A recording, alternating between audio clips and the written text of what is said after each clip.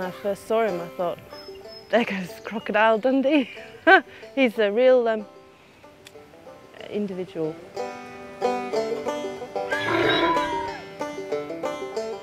Because of his character, because he is a big character, and I guess he's quite a shock to see in these parts.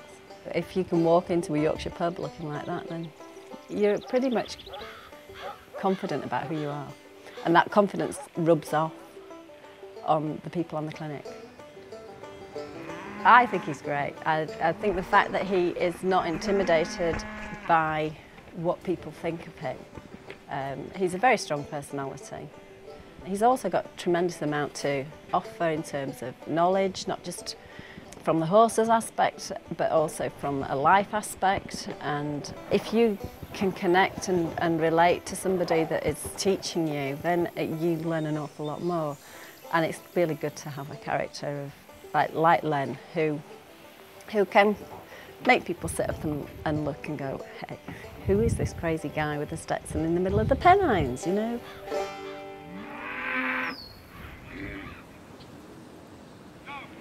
Go! Loose rein, go!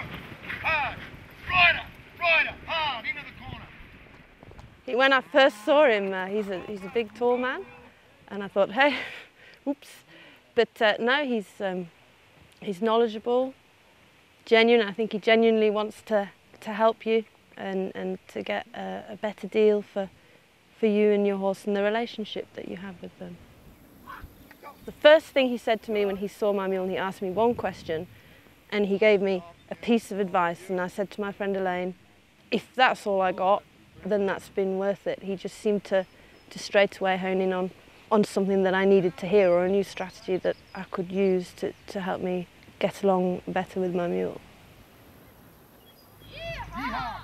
A lot of the clinics and the clinicians that do things over here tend to be too much textbook.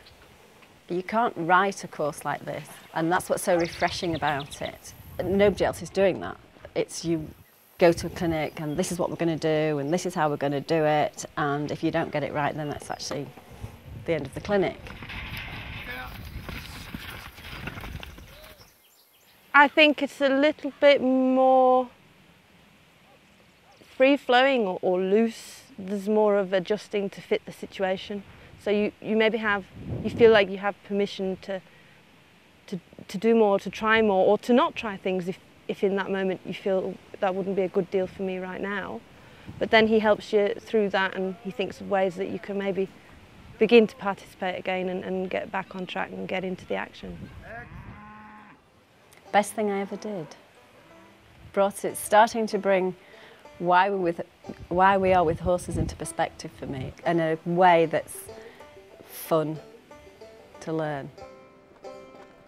The key thing has been confidence with my mule and riding her, because she would bolt, and we did some things to address that, and she hasn't felt like she's wanted to do that since Saturday, the first day of the clinic. So I've been given permission to let her run, and if you give her permission, she doesn't run. You know, whereas if you hold her back, then she's thinking, I have to bolt. So that's the key thing for me, because I feel like I can get on her and just ride. It takes somebody like Len to point out to you something that the horses are telling us all the time, really. And to me, it's just put everything back into perspective. So you can go out and you can enjoy your horses again, because there's not enough of that around. And I'm glad to be a part of it, because it's fun.